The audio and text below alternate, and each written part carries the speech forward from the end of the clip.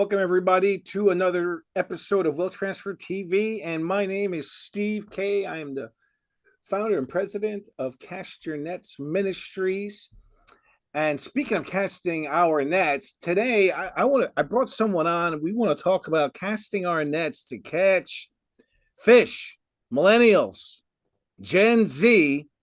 And I know most of you may be listening to this and saying, is it even possible to catch millennials or Gen Z? So many of them don't believe in God. And actually, that's not the truth. In preparing for this interview with Sean, I had found out that most believe, they're fairly certain that some type of God exists. And 68% actually believe there's a heaven. So there's hope. There's hope. And with me to discuss how he's reaching this generation is Sean Dunn. This guy is the founder of Groundwire, JesusCares.com. He just has a passion, a gift for evangelism. He's reaching out to millennials, Gen Z. He's drawing them closer to Jesus. And Groundwire is seeing thousands of these young folks give their lives, put their trust into Jesus. He's actually a really cool entrepreneur. I love his stuff. Please welcome and give a hand to Sean Dunn. Welcome, Sean. Thank you, Steve. Glad to be here. Thanks for letting me join you today. All right. So here's some stats that I got a hold of, and let's work from there. I have a lot of questions on how you're doing this, how you are reaching these people. But some of the stats that I've got is that 70% believe the American church is irrelevant.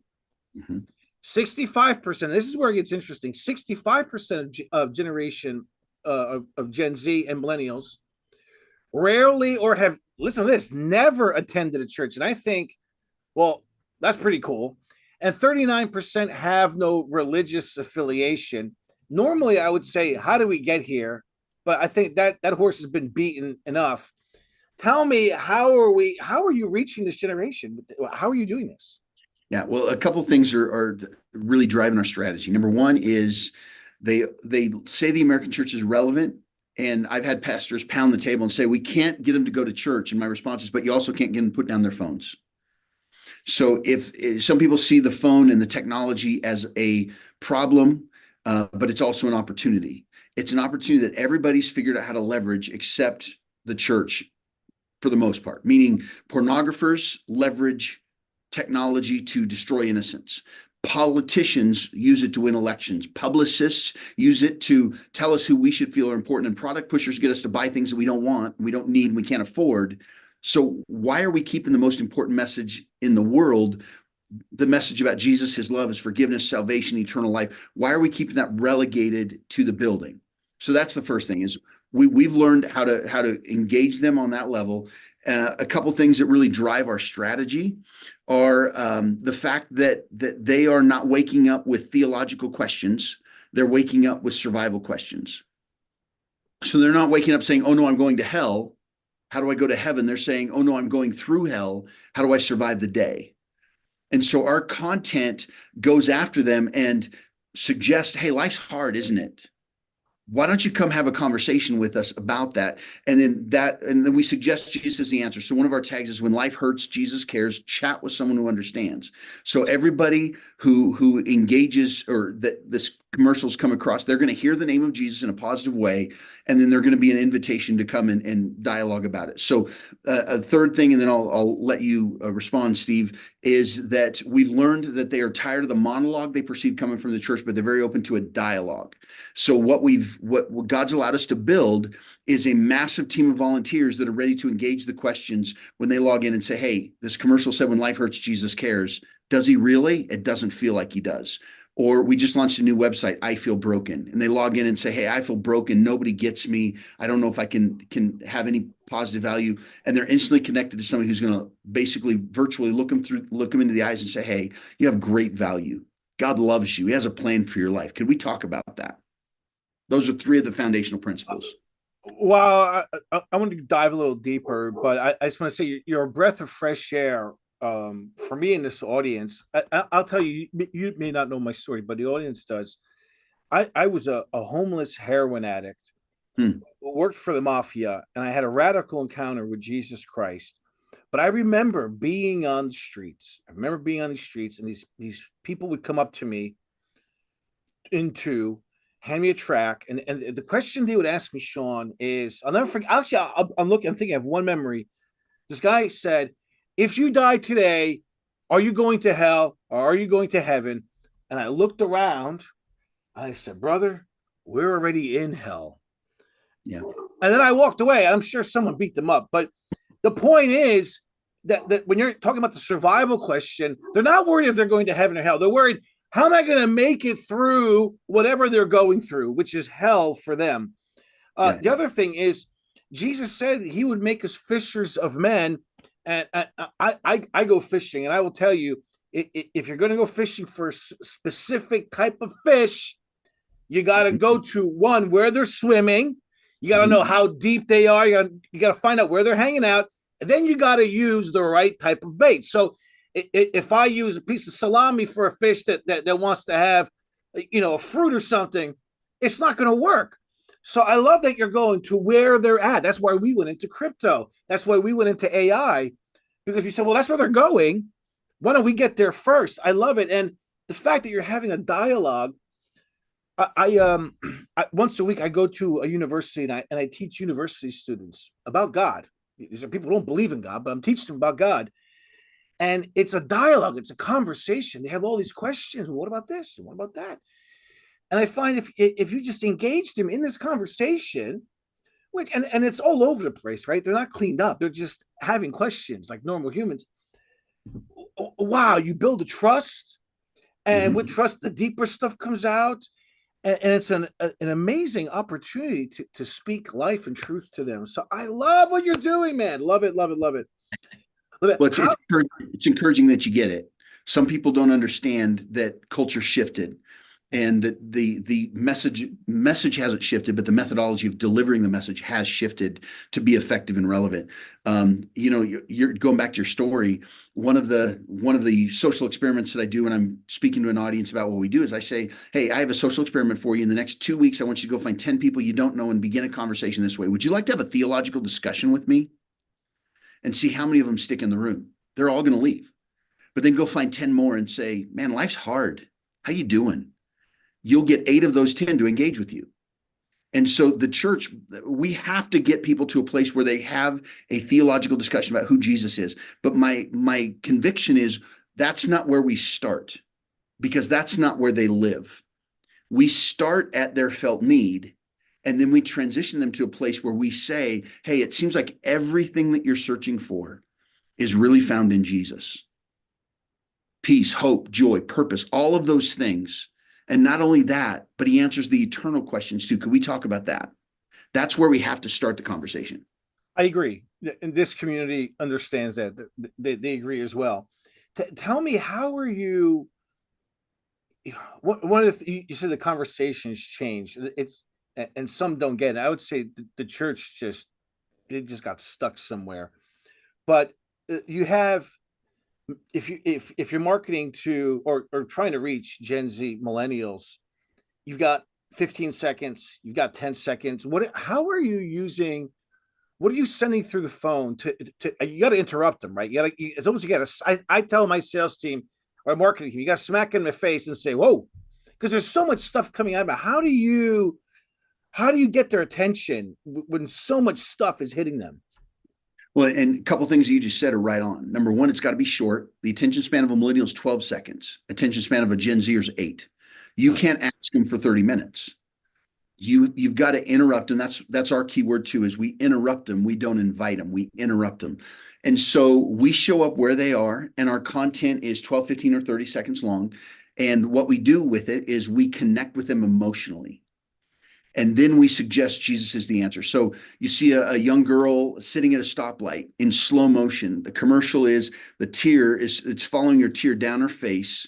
And then when it hits her lap, she's jolted back to reality because somebody's on the horn, laying on the horn right behind her. And you realize she's stopped at a stoplight and she's just as overcome with life. And then it says, when life hurts, Jesus cares. Chat now with somebody who understands. And they look at that and they say, that's how I feel. And we've all had those moments. We've just had one of Yes. those days. And Yes. so it's something as simple as that. And then, okay, so and how is this reaching them? You're going with traditional commercials? Are you going in through game apps? Are you going through TikToks, or what are you doing? So we started on traditional media. So we started on TV, radio, billboard.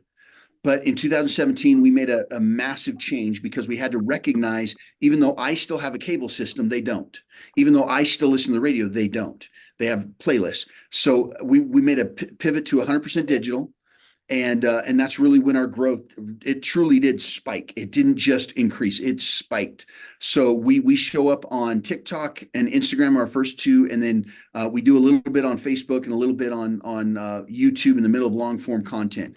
We target 15 to 34-year-olds, and the algorithms are targeting people who are walking past the church, not into it, and people that are struggling with some form of depression, sadness, by the way that they're exhibiting. And that's how we're going after people. Okay, got it. So you're pulling character traits and behavioral traits based on algorithms on people that are searching Yeah. social sites. Right. And lookalike audiences. So if a 21-year-old single mom in Chicago gives her life to Christ last night, our algorithms are targeting people who do on social media what she does on social media. Okay, here's what I want to know as an entrepreneur. How did you get the financing to make these? These are quality videos. How did you convince Christians that this is the way to go when they're still Yeah. using billboards, right? Or smoke signals? I don't know. How did you get this? How did you get the financing? It's been a steady climb.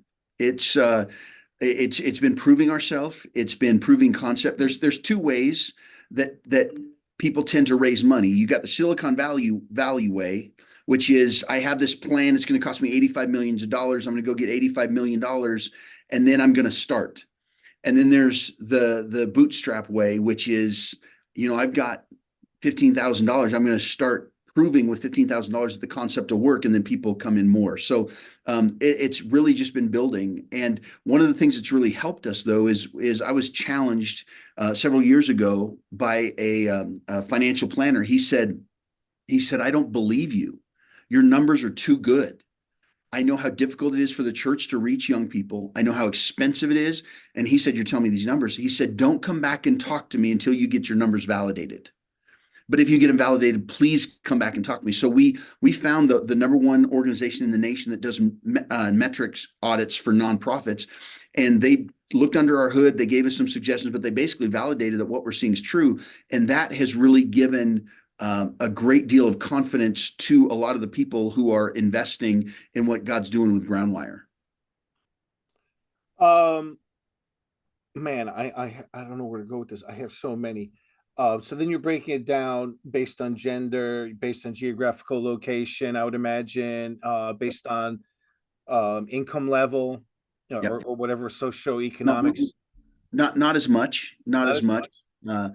Uh, so can I back up and just give the audience basically the fivefold strategy Yes, that we. please.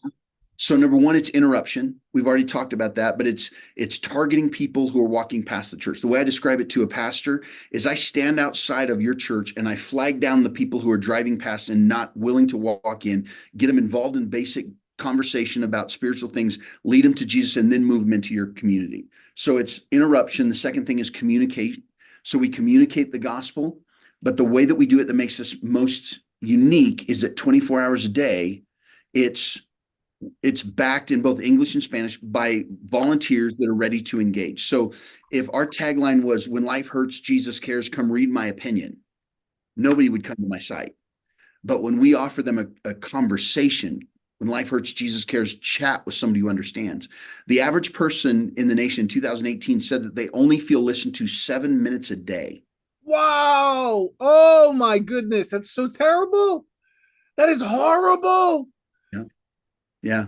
And so because we offer them somebody who will listen to them, they are so blown away that they come and they'll engage, and we listen to them, they'll listen to us. So we interrupt, communicate the gospel, bring them to a place of commitment to Christ, and then we have that tools that move them vertically towards Christ through spiritual disciplines and horizontally towards community. And so let me give you an example of how that works. We had a young man named Preston from Connecticut log in. He was 13 years old, and he saw a commercial on Instagram, and he logged in because he said, "Hey, I've got some questions. My family's about ready to fall apart." It wasn't spiritual; it was survival. He said, "What can I do to make sure that my parents don't get divorced?" It's a Oh, big burden for a 13-year-old to carry. But wow. he's instantly connected to Chris. So the marketing got him there. He's instantly connected to Chris. Chris is one of our volunteers in Mexico. He's an American who now married a Mexican lady, and he bought for their funding. They bought a parking garage. So he sits in a parking garage booth all day long, and he chats with these people that come in. So he's connected. He answers his questions. He gives him some encouragement about his family because that's what he asked about, and he prays for him. And then he comes back and he says, "Hey, Preston, we just prayed, but do you have any spiritual beliefs? Where do you go when you need hope?" And he didn't have any. He said, "You know what? My family doesn't go to church, but I have had some questions. What's the difference between religions? How does Jesus play into this?" Ended up giving his life to Christ. And beautiful conversation. And then at the end, Chris said, "Okay, now what we need to do is we need to connect you to a faith-based peer group. We need to connect you to some people your age that love Jesus that you can walk with." And he said, "Oh, my dad would never let me go to church." Chris said, "I'm going to pray for you. I'm going to pray that God opens a door." So about a month later, they exchanged email addresses. About a month later, Preston emailed him and said, "Hey, Chris, somebody on my lacrosse team found out I was a Christian and said, 'Hey, I'm a Christian too. Why don't you come to my youth group?' My dad actually let me go." He was so excited. About a month later, he said, "I'm getting baptized next week." About a month Wow. about a month later, he emails Chris again and he says, "Hey, Chris," he said, "I've never seen my dad in church and I've never seen him cry. But when I got baptized, my dad, my mom, my brother, and my sister were sitting in the second row. And he said, when I came out of the water, my dad came up and hugged me and he was crying." About a month later, he emailed again and he said, "Hey, Chris, today I sat in the second row as my dad, my mom, my brother, my sister, they got baptized. What a story. Jesus is changing my family."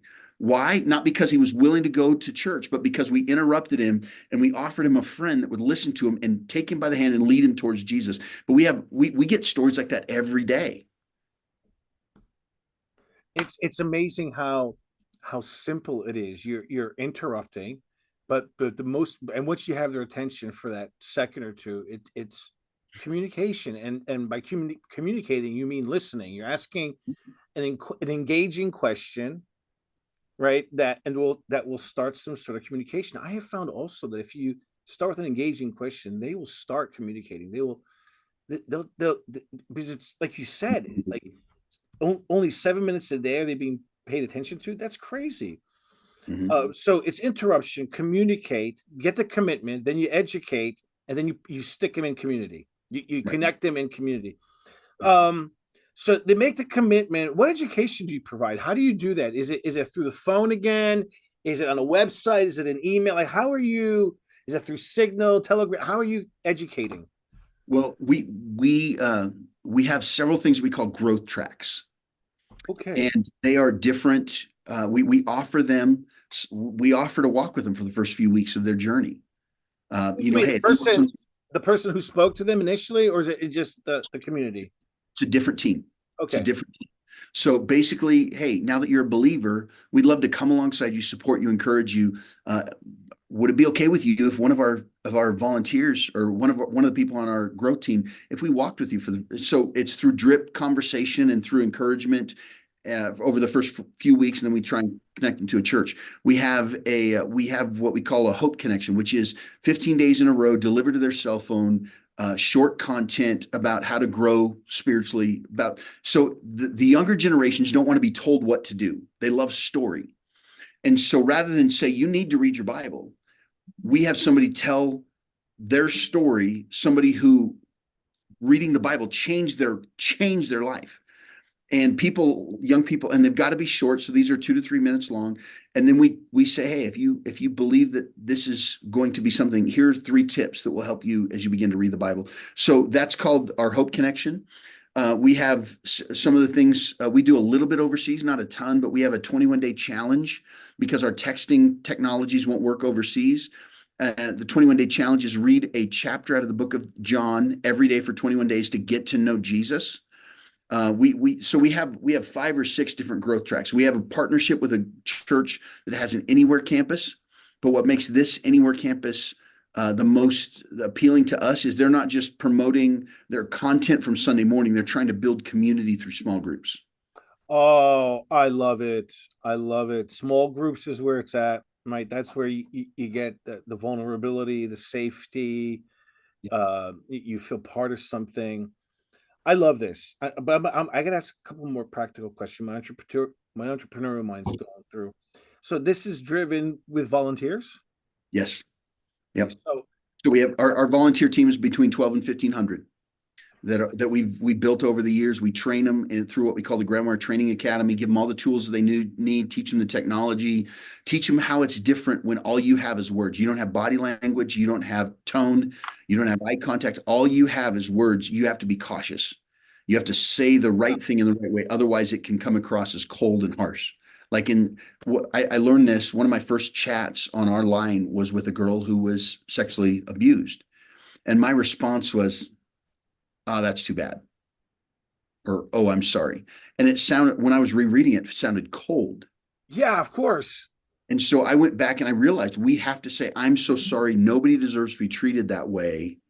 You have to go out of your way to communicate empathy, because otherwise, if you're just using words, it can be misconstrued. And so we have to teach people how to use those tools. Clearly. So can you give me an example of that nuance? What would you normally say now? What I just said, which is, I'm so sorry. Nobody deserves to be treated that way. That Okay, got hurts it. my heart. Yeah. But I want you to know that God can help you overcome that Okay, kind so of thing. you're actually doing several things. You're acknowledging that it's real. Yep. You're identifying with their pain or sorrow or hurt, Yep. and you're offering actually understanding and an opportunity to continue talking. Exactly. I Yep. love it. So then you automatically they understand that you understand. You hear them. They're Yep. heard. Exactly.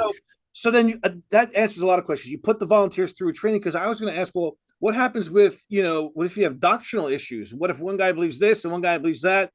How do you reconcile both? But it's all Yeah. through the training. So we have coaches from every angle of the spectrum, but the Groundwire stance is kind of right down the middle.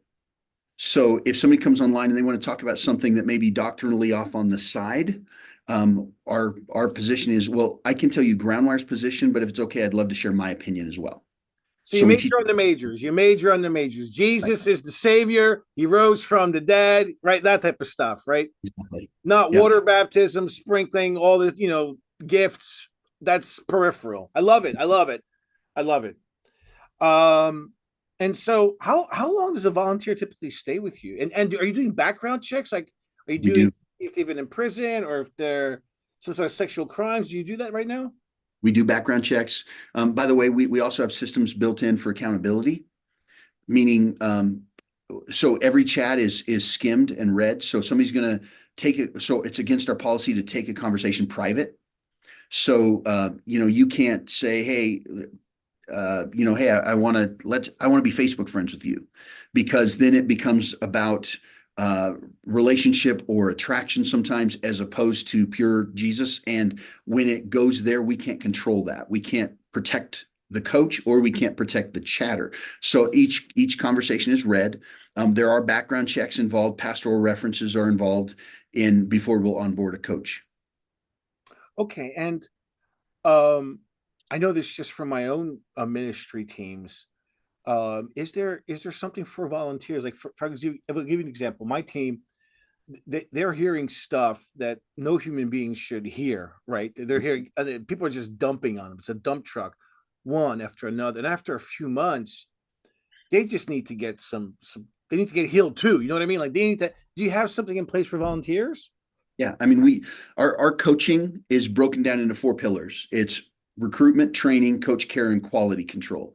But Oh, beautiful. the coach care is what you're talking about. Is we have a massive church of people who are serving on the front lines, and they go through life, they get beat up, and so we have people that is their job, is to minister to them, to hear them, to encourage them. We do talk regularly about resilience. We talk about spiritual care regularly. People get abused and they start to struggle when it becomes more about serving than sitting. There has to be a balance.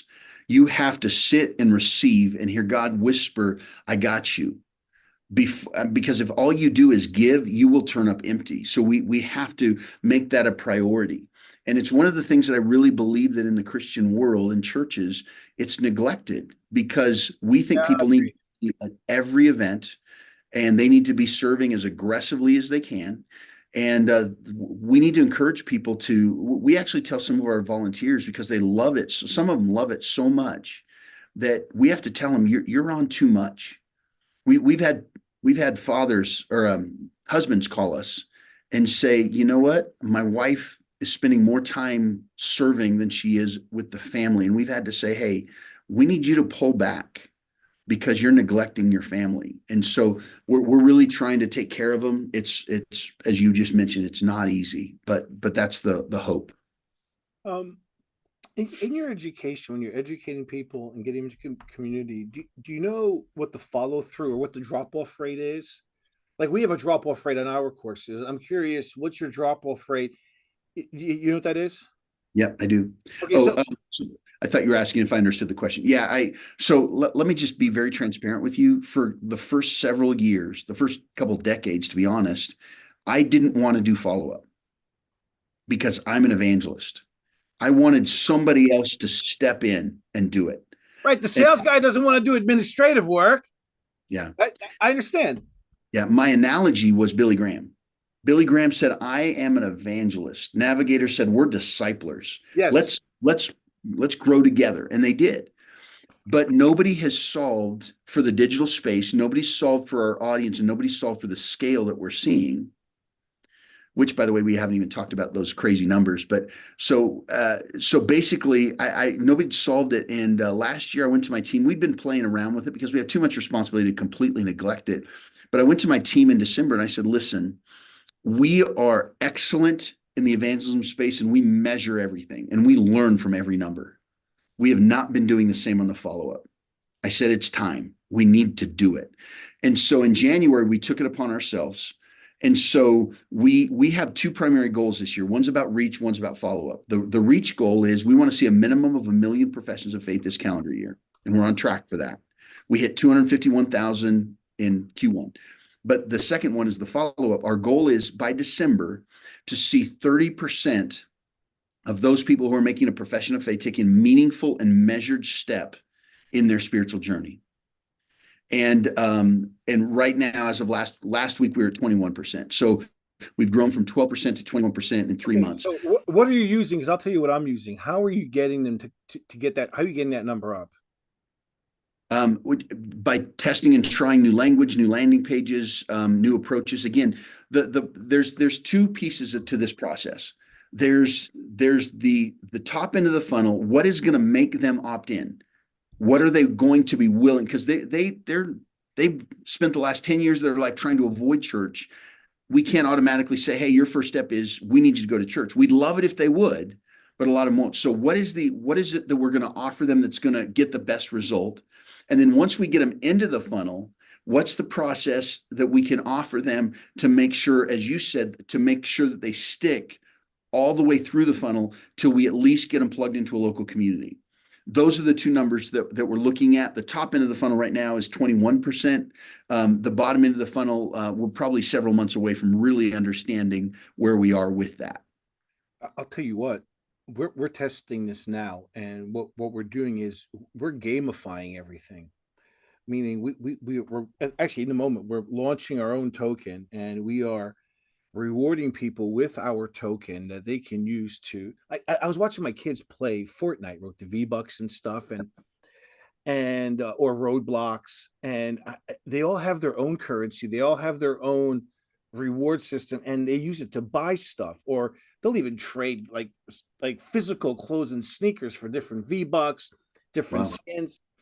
And I thought, or we thought, what would it be like if we took our Bible app and gamified it? Like every time they read the Bible, every time they went to a meeting, every time they participated or shared a verse or read a verse or spent some time, we incentivize them with our tokens. I think gamification is key, especially for these, because they're so used to clicking and like. if I look at all these apps, it's building up this tokenomics, and you can have rewards for consecutive days in a row, which is what they do on all these other games. And I'm telling you, I think gamifying, it's I don't have another word for it, right? But incentivizing, I don't know what it is, but the technical word that we use in our company is gamifying. How do we gamify more engagement with so that's amazing. Now, if people want to become volunteers, what's the best thing to do? They go to jesuscares.com or they go to groundwire.net. What are they? Which one?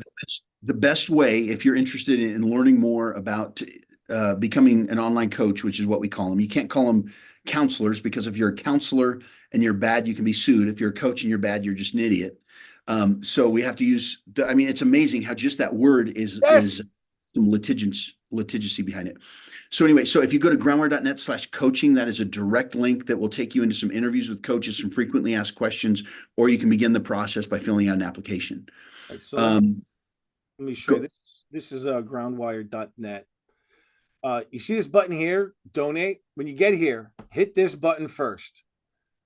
Like I'm not kidding. Money should be flying out of your wallets at this point when you see this. Oh, if you need help accepting crypto, let me know.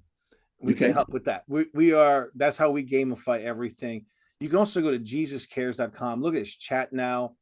The videos are quality. I saw this one here right Yep. before we came on, and I love how you're able to create an emotive response on the person you're engaging with, and you're not telling them, you're showing them something that they would recognize, and it creates a feeling.